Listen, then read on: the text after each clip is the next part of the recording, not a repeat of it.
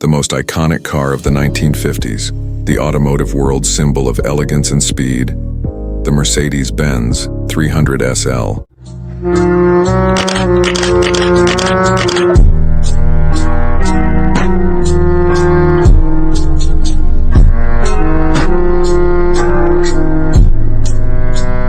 Mercedes has introduced a model that will revolutionize not only its aesthetics, but also its technology.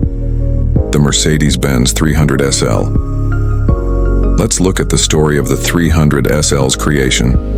In 1953, life had become more complicated for Mercedes, which then launched a new project to achieve success in Grand Prix racing. In 1953, life now became more complicated for Mercedes. They were anxious to get back into Grand Prix racing with the new 2.5-liter formula set for 1954. But with the success of the 1952 racing season using the W194, they envisioned new ways to improve the car. First of all, the engine was fed via triple Solex carburetors, and a change to Weber's with a test bed engine showed measurable horsepower improvement.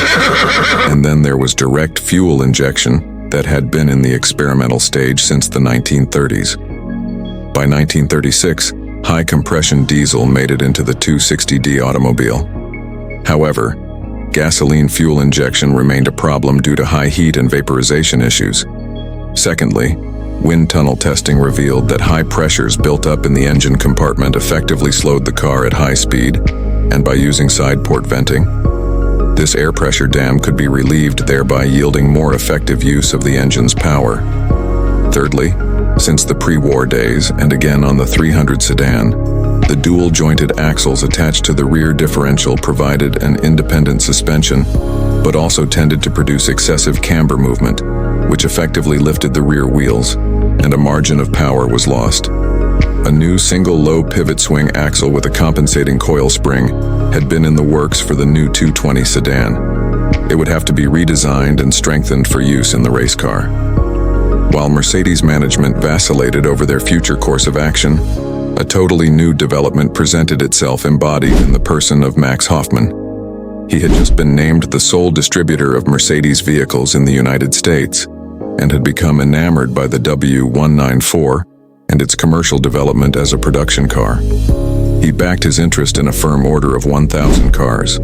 Just like 50-plus years earlier with Emil Jelinek, Mercedes saw a business opportunity that would add to their prestige as an automobile manufacturer.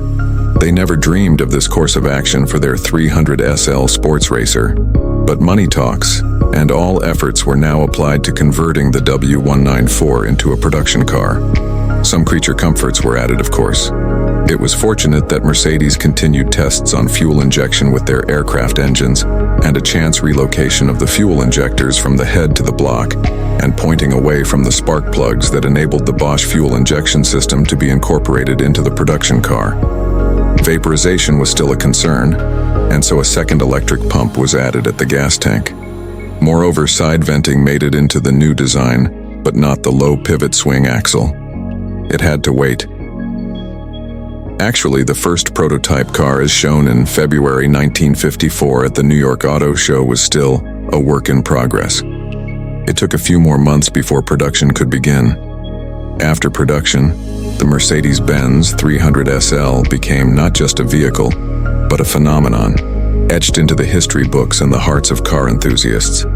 These achievements explain why it is still referred to as a legend